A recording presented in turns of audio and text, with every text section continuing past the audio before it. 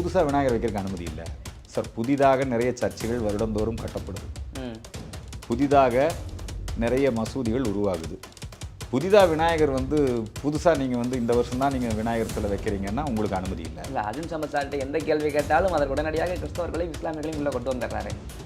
இல்லை உள்ளே கொண்டு வர நாங்கள் எங்களுக்கான நியாயத்தை கேட்கிறோம். இந்த அரசாங்கம் விநாயகர் சதுர்த்திக்கு அவங்க வாழ்த்து தெரிவிப்பதில்லை. அவங்களுக்கு விநாயகர் சதுர்த்தி நம்பிக்கையும் இல்லை. ஆனால் இந்த விழாவே நடைபெறக்கூடாது என்று நினைத்தால் அந்த மாதிரியான எண்ணங்களுக்கு நாங்கள் பலியாகணும். விநாயகரை போய் சுற்றுச்சூழலுக்கு எதிரான கடவுள்னு நினைக்கிறதே அந்த நேரேட்டிவே ரொம்ப தப்பு. இந்த இந்து மக்கள் ஒன்று சேர்ந்து விடக்கூடாதுங்கிற அந்த விஷயம் என்னைக்குமே அவங்களுக்கு அது இருந்துகிட்டே தான் இருக்கும். கார் ரேஸ் நடத்துனாங்க, ஆமாம், நீங்கள் சொல்லுங்கள் இது நியாயமா?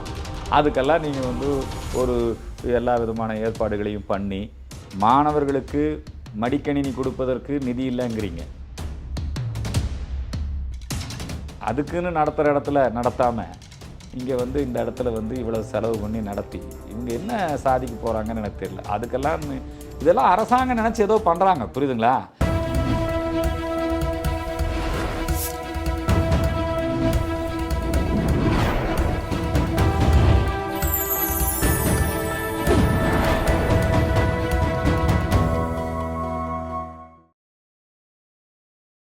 சேனல் 5 தமிழ் நேயர்களுக்கு வணக்கம். இன்றைய நேர்காணலில் நம்மோடு இணைந்திருப்பவர் இந்து மக்கள் கட்சியினுடைய தலைவர், மதிப்பிற்கும் மரியாதைக்குரிய அர்ஜுன் சம்பத் அவர்கள் நம்மோடு இணைந்திருக்கிறார். வாருங்கள், அவரோடு பேசுவோம். சார் வணக்கம். சார் வணக்கம். சேனல் 5 நேயர்கள் அனைவருக்கும் என்னுடைய அன்பார்ந்த வாழ்த்துக்கள். இப்போ இன்னும் 2 தினங்களில் பார்த்தீங்கன்னா விநாயகர் சதுர்த்தியில் வரப்போகிறது. அதற்கான ஏற்பாடுகள்லாம் எப்படி சார் நடந்துகிட்ருக்கு? இந்து மக்களுக்கு நிறைய கட்சிகள் இருக்குது இந்த சம்பந்தமாக. அதில் உங்களுடைய தரப்புலேருந்து ஏற்பாடுகள் எப்படி நடக்குது? எதுவும் இடையூறுகள் எதுவும் இருக்க வாய்ப்பு இருக்கா? விநாயகர் விழா தமிழகம் முழுவதும் வழக்கம் போல, இன்னும் சொல்லப்போனால் தமிழக மக்கள் மத்தியிலே இப்பொழுது ஆன்மீக விழிப்புணர்வு அதிகரித்திருக்கிறது. இந்து சமயத்தினுடைய முழுமுதற் கடவுள் விநாயகப் பெருமான். அவருடைய விழா மிக தொன்மை காலம் தொட்டு வெகு சிறப்பாக நடைபெற்று வருகிறது. இந்த விழாவை ஒரு தேசிய விழாவாக மாற்றியவர் நம்முடைய லோகமானிய பாலகங்காதர திலகர். சுதந்திர போராட்ட காலத்திலே பேசத்தடை, எழுதத்தடை, கூட்டம் கூடத்தடை, அந்த நேரத்திலே வீடுகளிலே வைத்து வழிபாடு செய்யப்பட்ட இந்த விநாயகர் வீதிகளிலே கொண்டு வந்து மக்களை ஒருங்கிணைப்பதற்கு ஒரு நல்ல வாய்ப்பாக. ஆகவேதான் பாரதியார் தன்னுடைய பாடலிலே பாடுகிறார், கணபதி ராயன் அவனிரு காலை பிடித்திடுவோம், குணம் உயர்ந்திடவே விடுதலை கூடி கழித்திடவே என்று. ஆக எந்த ஒரு காரியத்தை துவங்கினாலும் நாம் பிள்ளையார் வழிபாட்டோடு துவங்குவோம். வினை தீர்க்கும் விநாயகன், தடைகளை தகர்க்கும் விக்னேஸ்வரன், நம்ம பிள்ளையார் சுழி போட்டு தான் செயலதையும் துவங்குவோம். ஆகவே அந்த வழிபாடு தமிழகத்திலே கடந்த 50 வருடங்களுக்கும் மேலாக ஒரு மிகப்பெரிய மக்கள் எழுச்சி விழாவாக, இந்துக்களை ஒன்றுபடுத்துகின்ற விழாவாக நடைபெற்று வருகிறது. இந்த ஆண்டும் ஹிந்து ஒற்றுமை திருவிழாவாக இந்த விழா இந்து மக்கள் கட்சியின் சார்பிலே தமிழகம் முழுவதும் 50,000க்கும் மேற்பட்ட இடங்களிலே இந்த விழா நடைபெறுகிறது. சுமார் 50,000க்கும் மேற்பட்ட இடங்களிலே இந்து மக்கள் கட்சியின் சார்பிலே விநாயகர் சிலைகள் பிரதிஷ்டை செய்யப்பட்டு சிறப்பாக நடைபெறுகிறது. கடந்த அமாவாசை, விநாயகர் விழா என்பது ஆவணி மாதம் சுக்கிலபட்சம் சதுர்த்தி திதி, அதுதான் விநாயகருடைய அவதார திருநாள், அதான் விநாயகர் சதுர்த்தி. ஆகவே நாங்கள் அமாவாசை அன்று முதல் விநாயகர் கும்பகோணத்திலே பிரதிஷ்டை செய்யப்பட்டது. பல இடங்களிலும் விநாயகர் விழா நடத்துவதற்கான ஏற்பாடுகள் நடைபெறுகிறது. ஒவ்வொரு ஊரிலும் ஒவ்வொரு விதமாக. சில ஊர்களில் விநாயகர் சதுர்த்தி அன்றே விசர்ஜனம் செய்கிறார்கள். வேறு சில பகுதிகளில் 2 நாள் 3 நாள், ஏன் 10 நாட்கள் வரை கூட விழாக்கள் நடத்தப்பட்டு இறுதியிலே விசர்ஜன ஊர்வலம், ஹிந்து ஒற்றுமை ஊர்வலமாக நடத்தப்பட்டு கடலில், நீர்நிலைகளில் கொண்டு போய் நம்முடைய விநாயகர் சிலைகளை விசர்ஜனம் செய்கின்றோம். இந்த ஆண்டு நாம் நம்முடைய விநாயகர் விழாவின் பொழுது சுற்றுச்சூழல் பாதுகாப்பு, பசுமை விநாயகர், அதுதான் கும்பகோணத்தில் பிரதிஷ்டை செய்திருக்கிறோம். அதே மாதிரி வங்கதேச ஹிந்துக்கள், சனாதன ஹிந்து தர்ம பாதுகாப்பு, நம்முடைய ஹிந்து தர்ம கொள்கைகளை மக்கள் மத்தியிலே கொண்டு சென்று சேர்க்க வேண்டும். ஏன்னா இந்து சமயத்துக்கு பிரச்சாரம்னு ஒன்று கிடையாது. இப்போ கிறிஸ்துவ சமயம்னா பிரச்சாரம் இருக்குது, முஸ்லீம் சமயம்னா பிரச்சாரம் இருக்குது. இந்து சமயத்தினுடைய உண்மைகள் நம்முடைய குழந்தைகளுக்கு சொல்லிக் கொடுக்கக்கூடிய வகையில், இளைஞர்களுக்கு புரிய வைக்கக்கூடிய வகையில் தினசரி சொற்பொழிவு நிகழ்ச்சிகள், ஏழை எளிய மக்கள் பயன்பட வேண்டும் என்பதற்காக அவங்களுக்கு தேவையான நலத்திட்ட உதவிகள், அன்னதானம், அதே மாதிரி தூய்மை பணியாளர்கள், இப்படி அனைத்து தரப்பினரும் பங்கேற்று கொள்ளக்கூடிய வகையில் நாங்களே வந்து பட்டியலின மக்கள் வசிக்கக்கூடிய பகுதிகளிலே விநாயகர் சிலைகளை இலவசமாக விநியோகம் செய்கிறோம். இப்படியெல்லாம் நிகழ்ச்சிகள் தமிழ்நாடு முழுக்க திட்டமிடப்பட்டு வெகு சிறப்பாக நடைபெற்று வருகிறது. அரசாங்கம் விநாயகர் சதுர்த்தி விழா அப்படின்னு சொன்னாலே அதுக்கு வந்து சில கட்டுப்பாடுகளை விதிக்கிறார்கள். ஒரு விழாவை ஒழுங்குபடுத்துவதற்கு அது வந்து கட்டுப்பாடுகள் அவசியம்தான். சட்டப்படியான கட்டுப்பாடுகளை நாங்களும் ஏற்றுக்கொள்கிறோம். பெரிய உயரமான விநாயகர் சிலைகளை பிரதிஷ்டை செய்யக்கூடாது. அது வந்து சில இடங்களுக்கு பொருத்தமானது தான். ஏன்னா ஊர்வலமாக எடுத்துக்கொண்டு போகிற போது அது வழியில் பாலங்கள் வரும், அந்த மாதிரி நேரங்களில் பாதிப்பு இருக்கும். அந்த மாதிரி இடத்துல நாங்களே தவிர்த்துக்கிறோம். அதே மாதிரி விநாயகர் சிலைகள் தயாரிப்பது அது வந்து இயற்கை முறையிலே தயாரிக்க வேண்டும். களிமண்ணால், காகிதக்கூழ், தேங்காய் நார், இயற்கை சாயங்கள், இந்த பிளாஸ்டர் ஆஃப் பாரிஸ், அது மாதிரியான விஷயங்களை தவிர்க்கணுங்கிறாங்க. அதுவும் நியாயமான நிபந்தனை, அதை நாம் ஒத்துக்கொள்கிறோம். பிற மத வழிபாட்டு தலங்கள் இருக்கின்ற இடத்திலே அந்த வழியாக முழக்கம் மற்றும் கோஷங்களை எழுப்பிக் கொண்டு ஊர்வலமாக சென்றால் சட்டம் ஒழுங்கு பிரச்சனை வரும் என்று சொல்கிறார்கள். சில இடங்களிலே அதை நாங்கள் உரிமை பிரச்சனையாக பார்க்கிறோம். அப்புறம் சட்டம் ஒழுங்கு பிரச்சனை வரும் அப்படின்னு சொன்னால் அந்த நேரத்தில் நாங்கள் அதை தவிர்த்து கொள்ளவும் தயாராக இருக்கிறோம். எல்லா இடங்களிலுமே மாவட்ட நிர்வாகம் மற்றும் காவல்துறை விநாயகர் சிலை அமைப்பாளர்களை எல்லாம் கூப்பிட்டு இயக்கங்கள் வாரியாக பேசி ஒரு முறைப்படுத்திக்கிட்டு இருக்காங்க. சில இடங்களில் முரண்பாடு வைக்கிறதுக்கே அனுமதி இல்லைங்கிறாங்க, நீதிமன்றத்தை அணுகியிருக்கோம். இப்போ வேலூர் அந்த பகுதியில் நம்முடைய விநாயகர் சிலைகள் பிரதிஷ்டை செய்ய அனுமதி இல்லைன்னாங்க. நீதிமன்றத்தில் போய் இப்போ நாங்கள் உத்தரவு வாங்கி அதன்படி என்ன காரணம் சொல்கிறாங்க? அவங்க என்னங்கிறாங்க, புதுசாக விநாயகர் வைக்கிறதுக்கு அனுமதி இல்லை சார். புதிதாக நிறைய சர்ச்சுகள் வருடந்தோறும் கட்டப்படுது, புதிதாக நிறைய மசூதிகள் உருவாகுது. புதிதாக விநாயகர் வந்து புதுசாக நீங்கள் வந்து இந்த வருஷம் தான் நீங்கள் விநாயகர் சிலை வைக்கிறீங்கன்னா உங்களுக்கு அனுமதி இல்லை. இல்லை, அர்ஜுன் சம்பத் சார்கிட்ட எந்த கேள்வி கேட்டாலும் அதற்கு உடனடியாக கிறிஸ்தவர்களையும் இஸ்லாமியர்களையும் உள்ளே கொண்டு வந்துடுறாரு. இல்லை உள்ளே கொண்டு நாங்கள் எங்களுக்கான நியாயத்தை கேட்குறோம். அவங்களுக்கு கொடுக்குறீங்க, எங்களுக்கு கொடுக்கல. எங்களுடைய வழிபாட்டு உரிமை ஏன் பெரிய ஒரு பிள்ளையார் சிலை வைத்து வழிபடுவது என்பது நம்முடைய பிறப்புரிமை, நம்முடைய வழிபாட்டு உரிமை. அதை வந்து வேறு ஏதேதோ காரணங்கள் காட்டிட்டு அதை வந்து தடை செய்வது என்பது, அப்படி வரும்போது அந்த இடங்களுக்கு நாங்கள் நீதிமன்றத்துக்கு போகிறோம், அதிகாரிகள்கிட்ட பேசுகிறோம். இதெல்லாம் இப்போ நீதிமன்றத்திலையும் எங்களுக்கு வைப்பதற்கான உத்தரவுகள் கிடைத்திருக்கிறது. பொதுவாக இந்த அரசாங்கம் விநாயகர் சதுர்த்திக்கு வந்து அவங்க வாழ்த்து தெரிவிப்பதில்லை. அவங்களுக்கு விநாயகர் சதுர்த்தி நம்பிக்கையும் இல்லை. பிற மத பண்டிகைகளுக்கெல்லாம் வாழ்த்து தெரிவிக்கிறாங்க.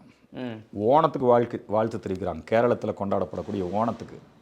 ஏன்னா இந்த வாழ்த்து சொல்வதில் என்ன அரசியல்? ஓகே, நீங்கள் திராவிட முன்னேற்ற கழகம் உங்களுக்கு தீபாவளியில் நம்பிக்கை இல்லை, விநாயகர் பேரில் நம்பிக்கை இல்லை, அதனால் நீங்கள் வந்து வாழ்த்து தெரிவிக்கலைன்னா அப்போ அதையெல்லாம் நீங்கள் நம்புறீங்களா? மற்றதையெல்லாம் அதுக்கு மட்டும் ஏன் வாழ்த்து தெரிவிக்கிறீங்க? இது வந்து ஒரு கண்ணுக்கு வெண்ணெய் ஒரு கண்ணுக்கு சுண்ணாம்பு அப்படிங்கிற மாதிரி இருக்குது. திமுகவாக நீங்கள் அப்படி இருங்க, அது உங்கள் கொள்கை. ஆனால் ஒரு எல்லோருக்குமான ஒரு முதலமைச்சர் அப்படிங்கிறீங்க. அப்போ ஒரு முதலமைச்சர் வந்து எல்லா மக்களையும் அரவணைத்து செல்ல வேண்டியது தானே. அது எல்லா இப்போ பிரதமர் இருக்கார், ரம்ஜான் வாழ்த்து சொல்கிறாரு இல்லையா? ஏன் ஒரு முதலமைச்சருக்கு விநாயகர், இந்து பண்டிகைகளை, கிருஷ்ண ஜெயந்தி இதுக்கெல்லாம் வாழ்த்து சொல்வதற்கு கூட நாங்கள் முதலமைச்சர்கிட்ட தான் கேட்குறோம். நாங்கள் திமுக தலைவர்கிட்ட கேட்கல, அவங்க வாழ்த்த வேண்டிய அவசியமும் இல்லை. ஆனால் ஒரு முதலமைச்சருங்கிறவர் இப்படி பாகுபாடு பார்க்கக்கூடாது. இந்த முறை எப்படி பாகுபாடு பார்ப்பாரா இல்லை வாழ்த்து சொல்லுவாரா? அமெரிக்கா இல்லை, அவங்க சொல்கிறது இல்லை. அமெரிக்காவில் இருந்தாலும் என்ன, எங்கே இருந்தால் என்ன, அவங்க வந்து வாழ்த்து சொல்வது இல்லைங்கிற முடிவில் இருக்காங்க. பழனியில் பார்த்தீங்கன்னா மாநாடே நடத்துகிறாங்க, தம்பிக்கு மாநாடு நட, அண்ணனுக்காக வாழ்த்து சொல்ல மாட்டாங்களா? இல்லை, எனக்காக இல்லை. இது வந்து நாம் வந்து அவர்களுடைய பாகுபாடு கொள்கை, மக்களை பிரித்து பார்க்கின்ற இந்த விஷயந்தான் வேண்டாங்கிற, புரியுதுங்களா? இப்போ முருக பக்தர்கள் மாநாடு நடத்தினாங்கன்னா அறநிலையத்துறையின் சார்பில் முருக பக்தர்கள் மாநாடு நடத்தப்பட்டது. ஒரு முருக பக்தராக யார் வேண்டுமானாலும் கலந்து கொள்ளலாம்னு அழைப்பு விடுத்தாங்க. நானும் போய் அதில் கலந்துக்கிட்டேன். அதனால் முருக பக்தர்கள் மாநாடு நடத்திட்டாங்க, அதனால் வந்து இவங்களுடைய அணுகுமுறை மாறிடுச்சு அப்படின்னு நீங்கள் நினச்சிங்கன்னா அது ரொம்ப தவறு. அவங்க அணுகுமுறை இன்னும் மாற்றிக்கல, மாற்றிக்கணுங்கிறோம், பொதுவாக இருக்கணுங்கிறோம், எல்லாருக்கும் பொதுவாக இருங்க, அதுதான் நம்ம சொல்கிறோம். இல்லை, இதில் என்னுடைய கேள்வி என்னென்னா, இப்போது ஒரே நாளில் வந்து இந்த விநாயகரை வந்து நீங்கள் அன்றைக்கே சாமியை கும்பிட்டு அன்றைக்கே நீங்கள் உடனே கரைச்சிடணும்னா கூட விதிமுறைகள் விடுத்ததாக சொல்கிறாங்க. அதை யாருமே ஏற்றுக்கலை அப்படின்னு சொல்கிறதா சொல்கிறாங்க. அது எப்படிங்க 10 நாள் விழா நடத்தி பண்ணுவாங்க. என்னங்க இடையில வந்து விநாயகர் விழாவை விசர்ஜனம் செய்வது என்பது அது ஒரு சமய விழா. என்னங்க அதனால் அது ஒவ்வொரு பகுதிகளில் ஒவ்வொரு விதமாக 5 நாள் ஒவ்வொரு நாள் ஒவ்வொரு நிகழ்ச்சி. இப்போ நவராத்திரினா 9 நாள். அது மாதிரி இந்த விநாயகர் விழா வந்து 10 நாட்கள் நாடு முழுக்க கொண்டாடப்படுகிறது. என்னங்க அதனால் இங்கேயும் வந்து வந்து இப்போ 10 நாள் இப்போ சென்னையில் வந்து 10 நாள் ஏறத்தாழ 9 நாள் கணக்கு வந்துடுது. 9 நாள் தினசரி ஏதாவது நிகழ்ச்சிகள் நடத்தி இது வந்து நாம் வந்து அந்த என்னைக்கு நம்ம ஊர்வலம் விசர்ஜனம்னு தீர்மானிக்கிறோமோ அன்றைக்கி நம்ம அதை எடுத்துகிட்டு போய் கரைக்கிறோம். இல்லை அவங்க என்ன பயப்படுறாங்கன்னா கலவரங்கள் எதுவும் வந்துருமோ, அந்த விநாயகர் மேலே எதுவும் சேதங்கள் எதுவும் மற்றவங்கள படுத்திட்டாங்கன்னா ஒரு கலவரம் ஏற்பட்டோம் பயத்தில் தானே காவல்துறை அதை சொல்கிறாங்க. பயத்தில் சொல்லலை. இந்த அமைப்புகளெல்லாம் வளரக்கூடாது, அவங்களுக்கு ஜென்ரல் இன்ஸ்ட்ரக்ஷன் அவங்க சொல்லத்தான் செய்வாங்க. அரசாங்கம் சொன்னால் அவங்க செஞ்சு தான் ஆகணும். அதனால் இந்த விதிமுறைகள்லாம் நான் சொல்கிறேன், ஒழுங்குபடுத்துவதற்காக நீங்கள் எந்த விதிமுறைகளை விதித்தாலும் நாங்கள் ஒப்புக்கொள்கிறோம். ஆனால் இந்த விழாவே நடைபெறக்கூடாது என்று நினைத்தால் அந்த மாதிரியான எண்ணங்களுக்கு நாங்கள் வந்து பலியாக மாட்டோம். இல்லை ஒரு தரப்புலேருந்து இது வந்து மாசு நிறையா வருது, தண்ணி மாசு ஆகுது அப்படிலாம் சொல்லி குற்றச்சாட்டை வைக்கிறாங்கல்ல, அவங்க உண்மைக்குமே மாசுக்காக தான் குற்றச்சாட்டா? அதாவது இந்துக்கள் நடத்தக்கூடிய தமிழர்கள் நடத்தக்கூடிய எந்த விழாவாக இருந்தாலும் பொங்கல்னா ஜல்லிக்கட்டுக்கு தடைம்பாங்க, மாசு விலங்குகளை துன்புறுத்துகிறாங்கம்பாங்க. அதே மாதிரி நவராத்திரினா சரஸ்வதி பூஜை ஆயுத பூஜைன்னா எல்லாம் பூசணிக்காய் தெருவில் உடைக்கிறாங்க, எல்லாம் கெட்டு போகுதும்பாங்க. இப்படி ஹிந்து பண்டிகைகளை மட்டும்தான் சர்ச்சைகளை உருவாக்குறாங்க. புரியுதுங்களா? இதில் மட்டும் சுற்றுச்சூழல் பாதுகாப்பு ஏங்க? இல்லை பூசணிக்காய் நடுரோட்டில் உடச்சா அதை கேட்கத்தானே செய்வாங்க சார். முச்சந்தியில் உடச்சி அது என்னங்க அதை அப்புறப்படுத்த போகிறாங்க. இல்லை எத்தனையோ பேர் விழுந்து அதெல்லாம் அது சும்மா இதெல்லாம் வந்து வேணுன்னே சொல்கிறது தானே ஏங்க? அப்படி பார்த்தா நீங்கள் வந்து எத்தனையோ விஷயங்கள் பண்ணுறாங்க. இப்போ நாங்கள் உடனே நீங்களே சொன்னபடி அப்போ நாங்கள் இப்போ ஏன் வந்து அதுக்கு மட்டும் நீங்கள் அனுமதிக்கிறீங்கன்னு இப்போ ஃபார்முலா கார் ரேஸ் நடத்துனாங்க. ஆமாம், நீங்கள் சொல்லுங்கள் இது நியாயமா? அதுக்கெல்லாம் நீங்கள் வந்து ஒரு எல்லா விதமான ஏற்பாடுகளையும் பண்ணி நாட்டில் மாணவர்களுக்கு மடிக்கணினி கொடுப்பதற்கு நிதி இல்லைங்கிறீங்க.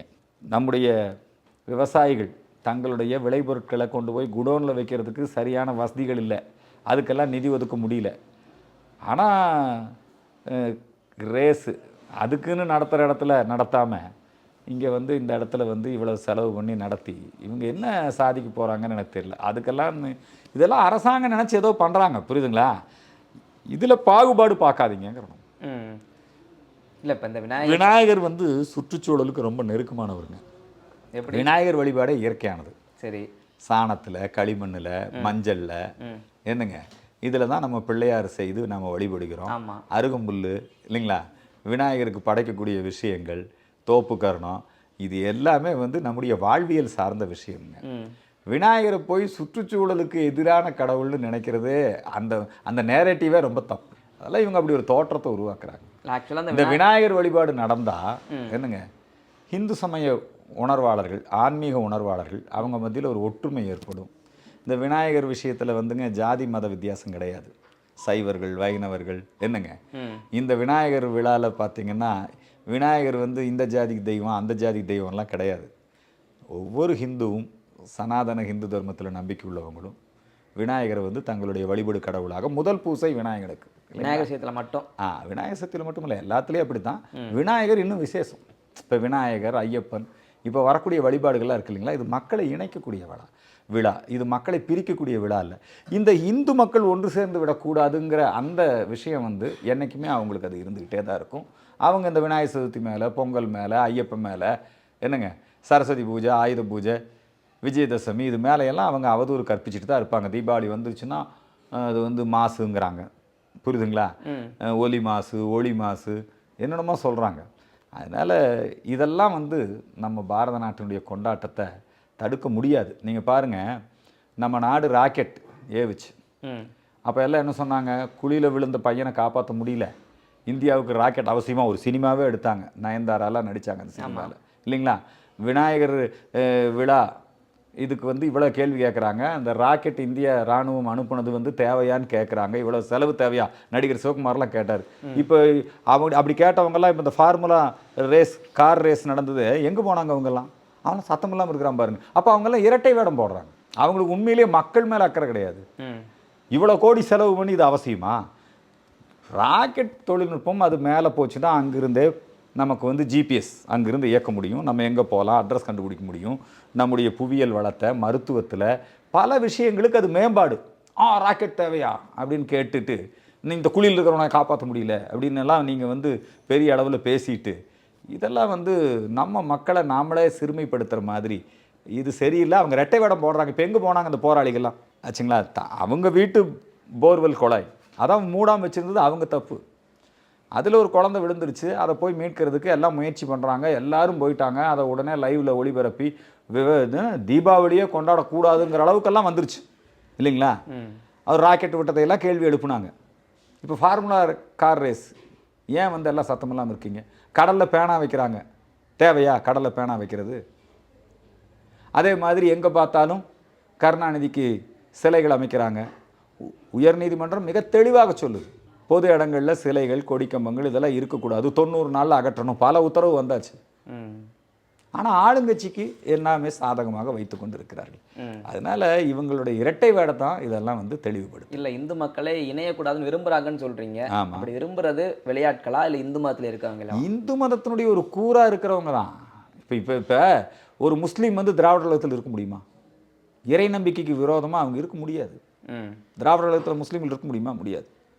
ஒரு தம்பி ஃபரூக்குன்னு ஒரு தம்பி இருந்தார். அவர் கழுத்தறுத்து கொலை பண்ணிட்டாங்க. திராவிடர் விடுதலை கழகம், அவர் கொளத்தூர் மணி என்ன கட்சியில் இருந்தார் நினைக்கிறேன்.